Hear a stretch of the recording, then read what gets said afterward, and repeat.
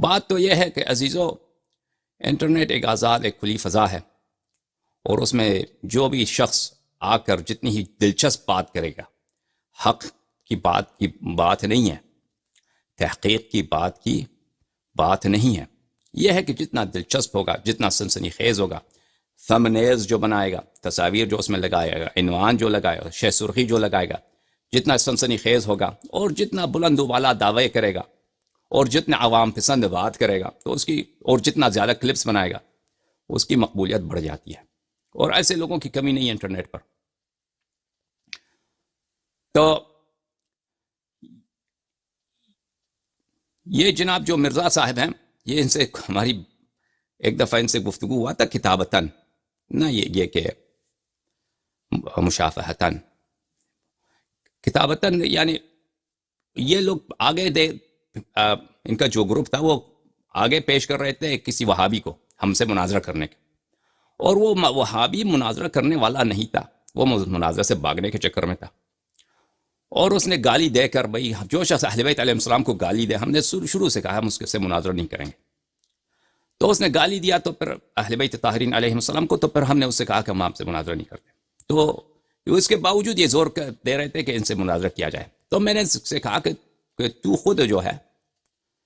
تو دوسروں کو زور دینے کے بجائے، اور تیرا گروپ جو ہے، تو خود سامنے آ جا۔ یہ تقریباً مئی جون 2018 کی بات ہے، اور ہماری یہ باتیں میرے فیس بک میں ہیں، تو آپ جون 2018 مئی 2018 کو دیکھ لیں، تو اس وقت بھی یہ میں نے کہا کہ تو سامنے آ جا، تو بھی تو شیعوں کے خلاف بکتا ہے،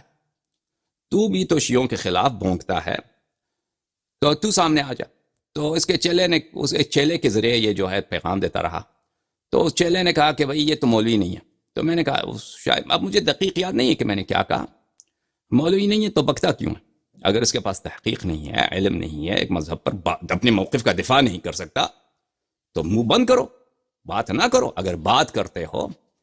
منبر سے اور ادعا کرتے ہو، اور جب زور آتا ہے تو کہتے ہیں میں مولوی نہیں ہوں، میرے مدرسے میں پڑھا نہیں ہے، میں تو دوسروں کی تحقیقات پہ اتکا کرتا ہوں، تو ایسی بات تو ہے تو منہ بند کرو، بات نہ کرو مذہب حقہ کے خلاف۔ تو یہ شخص اس وقت بھی بھاگ گیا تھا، اور کافی عرصے سے یہ شخص کلپیں بناتا ہے، اور میں ان کے کلپوں کو کبھی نہیں سنتا، اس لیے نہیں کہ میں ان کو نیچے کروں، کہ ان کو مثلا توہین کے طور پہ بات کر رہا ہوں، نہیں، مجھے پسند نہیں ہے، استفادہ نہیں ہوتا ہمارے لیے۔ ہم جو ہیں میرے عزیزو، ایک غلط بات سن کر، غلطیاں سن کر ہمیں ایک تکلیف ہوتی ہے، اذیت ہوتی ہے۔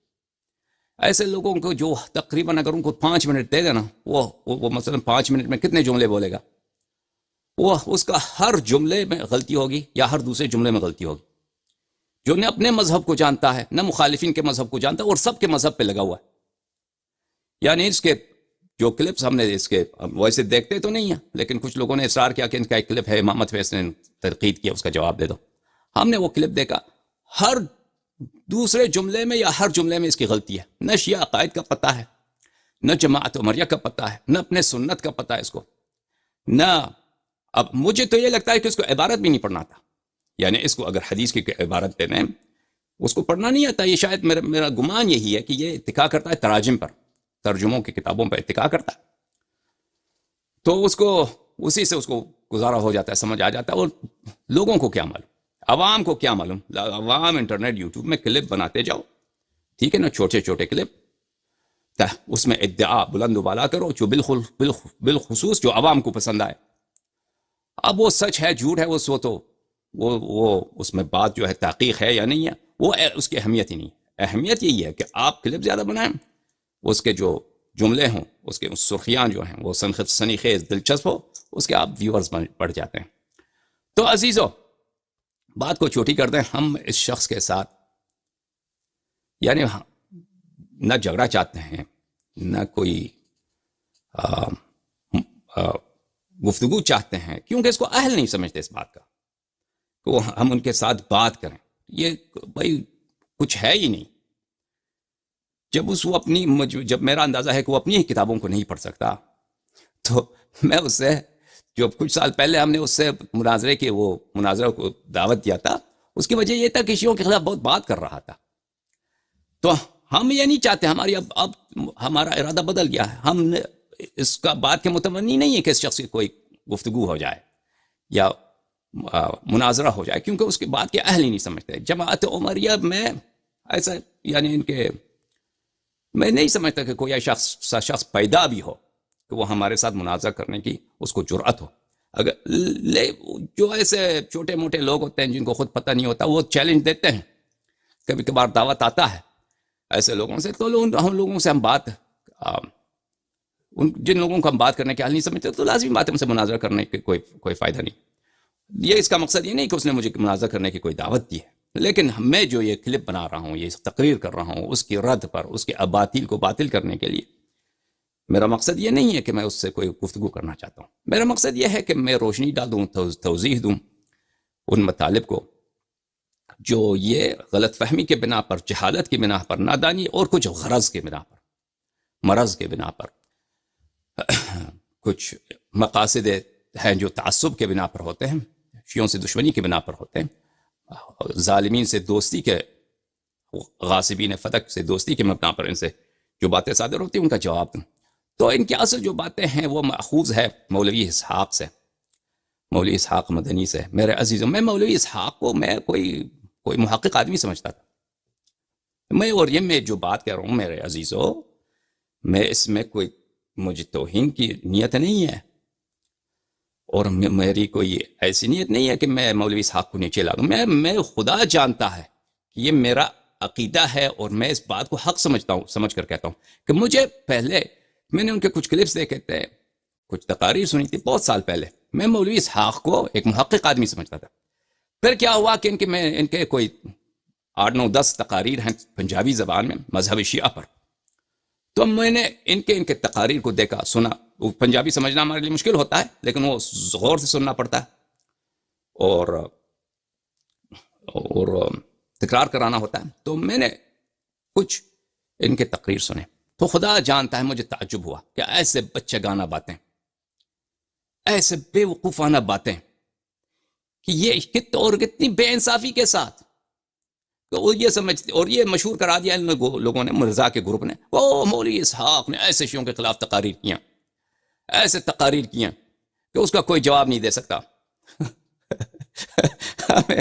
ہنسی آتی ہے. ہم نے عزیزو بہت پہلے اپنے تجربیات کے بنا پر جو ہم نے مشاہدہ کیا ہے، اور قرآن میں بھی موجود ہے، وَمَنْ أَعْرَضَ عَنْ مِلَّةِ إِبْرَاهِيمَ إِلَّا مَنْ سَفِهَ نَفْسَهُ.